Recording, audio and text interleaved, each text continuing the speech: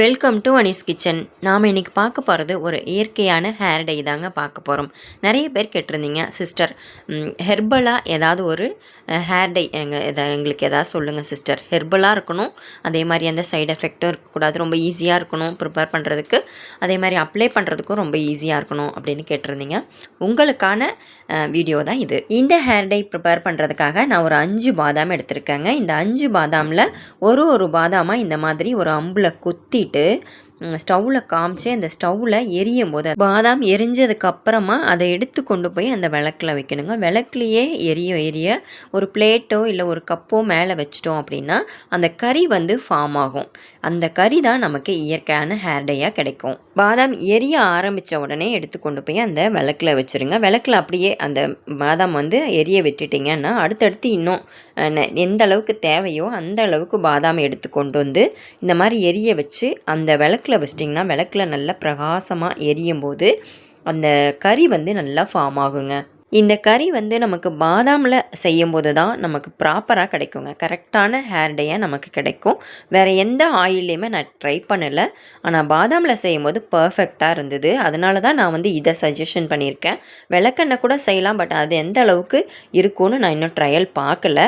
Suppose நான் பார்க்க முடிஞ்சால் பார்த்துட்டு உங்கள் கூட ஷேர் பண்ணுறேன். பாதாம் எரித்து வர அந்த கறி கரெக்டாக இருக்குங்க, ரியலாக இருக்குது. அதாவது 40+ 60+க்கு ரொம்பவே ஒர்த்துஃபுல்லுன்னு சொல்லலாம். 40+ 60+ என்ன பண்ணுறாங்கன்னா அடிக்கடி கெமிக்கல் ஹேர் டை யூஸ் பண்ணுற மாதிரி இருக்குது. ஸோ அந்த மாதிரி யூஸ் பண்ணுறதை அவாய்ட் பண்ணலாம். அதுக்காக இந்த ஹேர் டை பார்த்திங்கன்னா இன்ஸ்டண்ட்டாகவும் அப்படியே யூஸ் பண்ணிக்கலாம். இந்த மாதிரி ப்ரிப்பேர் பண்ணி நீங்கள் ஸ்டோர் பண்ணி வச்சுக்கிட்டீங்க அப்படின்னா எப்போ தேவையோ அப்போ எடுத்து லைட்டாக அப்படியே அப்ளை பண்ணிக்கிட்டிங்கன்னா நம்ம கறியை கூட நீங்கள் அப்ளை பண்ணிக்கலாம். அதெல்லாம் நம்ம கையில் தொடும்போது ஒட்டும். ஆனால் இது நம்ம ஒன்ஸ் அப்ளை பண்ணிட்டோம் அப்படின்னா லைட்டாக ஷாம்பு போட்டு வாஷ் பண்ணினா தான் போகும். மற்றபடி நீங்கள் என்ன பண்ணினாலும் உங்களோட தலையிலேருந்து ரிமூவ் ஆகவே ஆகாது, ஸ்டிக்கியாக இருக்கும். அதுக்காக தான் நான் இந்த பாதாம் கறியை நான் சஜஷன் பண்ணியிருக்கேன். நான் நிறைய டைம் ட்ரையல் பார்த்துட்டு தான் உங்கள் கூட ஷேர் பண்ணியிருக்கேன். அதனால் நீங்கள் தைரியமாக இதை நீங்கள் ப்ரிப்பேர் பண்ணி அப்ளை பண்ணலாம். அப்ளை பண்ணுனா உங்களுக்கே தெரியும், ஆமாம் இது நல்லா கரெக்டாக தான் இருக்குது அப்படிங்கிறது உங்களுக்கு தெரியும்.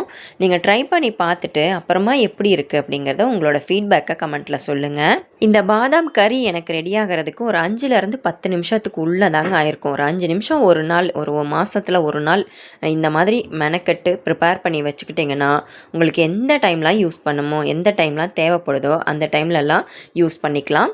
அதே மாதிரி நிறைய ஜென்ஸும் நிறைய பேர் கேட்டிருக்கீங்க, அதாவது மீசைக்கு தாடிக்கெலாம் போட்டுக்கலாமா சிஸ்டர் அப்படின்னு. தாராளமாக போட்டுக்கலாங்க. இதில் எந்த சைடு எஃபெக்ட்டும் கிடையாது. அதனால் கண்டிப்பாக இதை நீங்கள் அப்ளை பண்ணிக்கலாம். இப்போ பாருங்கள், நம்ம எரித்ததுக்கப்புறம் அந்த பாதாம் எப்படி அந்த சாம்பல் இருக்குது பாருங்கள், கறி ஃபார்ம் ஆகிருக்கிறது தாங்க நம்மளோட முடிக்கு நல்ல மைல்டாக இருக்குங்க. நீங்கள் பாதாம் கூட அரைச்சிட்டு நீங்கள் அப்படியே அப்ளை பண்ணலாம். பட் அதை விட இந்த மாதிரி இருக்கிற கறி இருக்குது தெரியுமா, இதுதான் மைல்டாக இருக்குது, நேச்சுராகவும் இருக்குது. நிறைய பேர் கேட்டிருக்கீங்க, பாதாம் எரிச்ச அந்த மை யூஸ் பண்ணலாமா சிஸ்டர், அதை மிக்சியில் அரைச்சிட்டு அதை யூஸ் பண்ணலாமான்னு கேட்டிருக்கீங்க. அதை விட இதுதான் பெஸ்ட்டாக இருக்கும். அதே மாதிரி நல்லா ஸ்டிக்கியாக இருக்கும். உங்களுக்கு ரிமூவ் பண்ணினாலும் போகாது. அதாவது தொடச்சிங்கனாலோ ஷாம்பு போட்டிங்கனாலோ இல்லை ஹேர் வாஷ் பண்ணினீங்களாவோ போகாது. மழையில் இது நனைஞ்சிங்கன்னு வச்சுக்கோங்களேன், சிலருக்கு பயம் இருக்கும், ஐயோ நமக்கு வலிஞ்சிருமோ அப்படின்னு. ஆனால் நீங்கள் இப்படி ப்ரிப்பேர் பண்ணி தேய்க்கிறதுனால தான் உங்களுக்கு வலிஞ்சிரும் இல்லை அழிஞ்சிரும் அப்படிங்கிற பயமே இல்லாமல் இருக்கலாம். அப்ளை பண்ணிட்டீங்கன்னா ஒன்ஸ் தைரியமாக இருக்கலாம். நீங்கள் உங்களுக்கு அந்த வெள்ளை முடி தெரியும் அப்படிங்கிற பயமே தேவையில்லை. அதே மாதிரி நீங்கள் என்ன போட்டிருக்கிறீங்கன்னு கேட்பாங்க நிறைய பேர். ஏன்னா நம்ம இதை அப்ளை பண்ணும்போதே நேச்சராக இருக்கும். அந்த கறிக்கும் இந்த கறிக்கும் நிறைய வித்தியாசம் இருக்குங்க. நம்ம பாதாம் எரிச்சிட்டு அதை போட்டு மிக்சியில் அரைச்சிட்டு அதை நம்ம தலைக்கு தேய்க்கிறத விட இது நல்ல ரிசல்ட் கிடைக்கும். உங்களுக்கு நேச்சராக இருக்கும். அதாவது பாதாம் எரிச்சிட்டு அதை நீங்கள் மிக்சியில் போட்டு அரைச்சிட்டு யூஸ் பண்ணக்கூடாதா அப்படின்னு கேட்டிங்கன்னா யூஸ் பண்ணலாம், தாராளமாக யூஸ் பண்ணலாம். ஆனால் அதை விட இது உங்களுக்கு பர்ஃபெக்டாகவும் நேச்சராகவும் ஒரு ஃபினிஷிங் நல்லாயிருக்கும். நிறைய பேருக்கு இருக்கிற டவுட் என்னென்னா, ஷாம்பு யூஸ் பண்ணி வாஷ் பண்ணினா போயிருமா அப்படிங்கிற டவுட்டு. கண்டிப்பாக போயிடுங்க. எப்படி போகாமல் இருக்கும் சொல்லுங்கள்? கண்டிப்பாக போகும். போயிட்டால் ஒன்றும் பிரச்சனையே இல்லை. இந்த மை நீங்கள் எப்போ வேணுனாலும் அப்ளை பண்ணிக்கலாம்.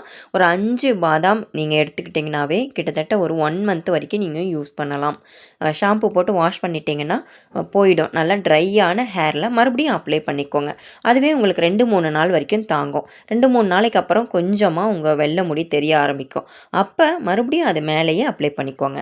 மேலே மேலே அப்ளை பண்ணுறதுனால எந்த சைடு எஃபெக்ட்டும் இருக்காது. அதனால தான் இது மெயினாக நீங்கள் வந்து பார்த்தீங்கன்னா கண் புருவத்துக்கு அப்ளை பண்ணிக்கலாம். மீசை, தாடி எதுக்கு வேணும்னாலும் அப்ளை பண்ணிக்கலாம். ட்ரை பண்ணி பார்த்துட்டு எப்படி இருக்குன்னு கமெண்ட்டில் சொல்லுங்கள். என்னோட வீடியோ பிடிச்சிருந்ததுன்னா லைக் பண்ணி ஷேர் பண்ணுங்கள். சப்ஸ்கிரைப் பண்ணாமல் இருந்தீங்கன்னா சப்ஸ்கிரைப் பண்ணிக்கோங்க. ஃபாலோ பண்ணிக்கோங்க. தேங்க்யூ ஃபார் வாட்சிங்.